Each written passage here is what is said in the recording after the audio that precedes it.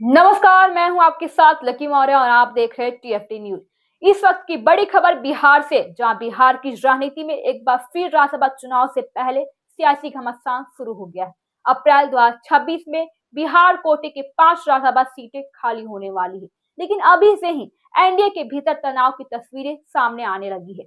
वजह बना है केंद्रीय मंत्री, हिंदुस्तान अवाम मोर्चा और प्रमुख जीताराम मांझी का बयान, जिसने गठबंधन के अंदर खलबली मचा दी है। और आज की इस वीडियो में हम आपको बताएंगे कि राज्यसभा की 5 सीटों का पूरा गणित, एनडीए के भीतर सीट को लेकर क्यों बढ़ी बेचैनी, और चिराग पासवान बनाम जीताराम मांझी की सियासी जंग, और क्या यह बयान एनडीए के लिए खतरे की घंटी है।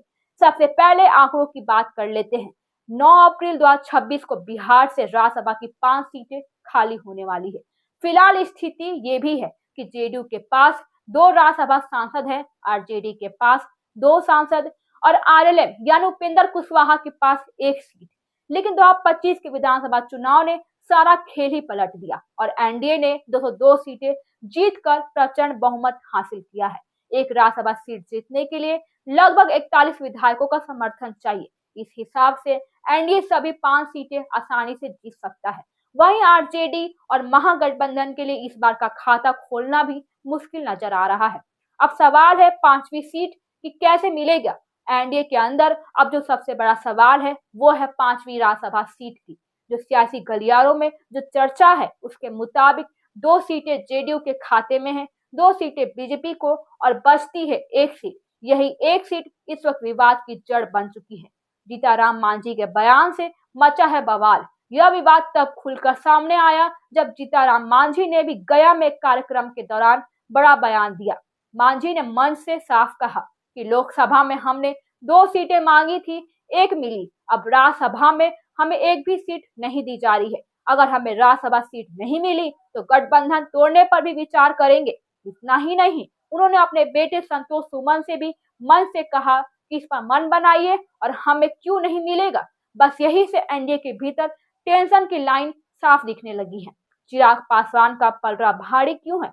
अब समझते हैं कि 5वीं सीट को लेकर चिराग पासवान का नाम क्यों आगे है। एलजेपी रामविलास पासवान के पास विधानसभा में 19 विधायक है, वहीं हिंदुस्तान अवाम मोर्चा के पास सिर्फ 5 विधायक।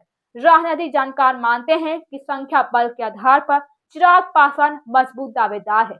यही वजह भी है कि मांझी अभी से दबाव की राजनीति शुरू कर चुके हैं। और पॉलिटिकल एक्सपर्ट क्या कहते हैं? बिहार की राजनीति पर नजर रखने वाले वरिष्ठ विश्लेषक धीरेन्द्र कुमार का कहना है कि जीताराम मांझी पहले से दबाव बनाना चाहते थे और असल में उन्हें राज्यसभा न सही कम से कम विधान परिषद की 1 सीट चाहिए। मौजूदा हालात में चिराग पासवान का पलड़ा भी भारी है। उन्होंने यह भी साफ कहा कि बीजेपी के लिए यह जरूरी नहीं है कि दोनों राज्यसभा सीटें खुद रखे, वह 1 सीट सहयोगी दल को भी दे सकती है। और क्या नितिन नवीन का राज्यसभा जाना तय होगा? बीजेपी के भीतर भी चर्चाओं का दौर जारी है। कुछ लोग तो मान रहे हैं कि राष्ट्रीय कार्यकारी अध्यक्ष नितिन नवीन को भी राज्यसभा भेजा जा सकता है, लेकिन एक्सपर्ट का कहना भी है कि राष्ट्रीय पद पर रहते हुए सांसद बनना अनिवार्य नहीं है। पहले भी कई राष्ट्रीय अध्यक्ष विधान परिषद या विधानसभा में रह चुके हैं, यानी यहाँ भी अभी भी कोई अंतिम फैसला तय नहीं है।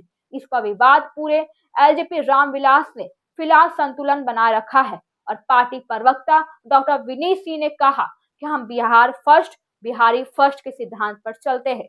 राज्यसभा के लेकर एनडीए की बैठक में जो फैसला होगा वही हमें मंजूर होगा। यानी चिराग पासवान फिलहाल खुले तौर पर दबाव नहीं बना रहे हैं, लेकिन दावेदारी मजबूत है। वहीं मांझी की पार्टी ने अपने नेता का खुलकर समर्थन किया और हिंदुस्तान अवाम मोर्चा प्रवक्ता राजेश रंजन ने कहा, हमारी पार्टी छोटी जरूर है लेकिन एनडीए का हिस्सा है।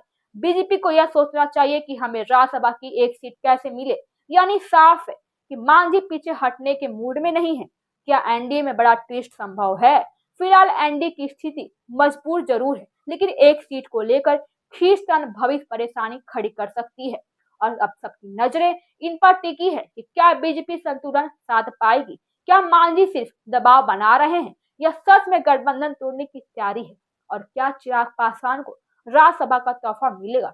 इन सभी सवालों के जवाब मिलेंगे अप्रैल 2026 से पहले।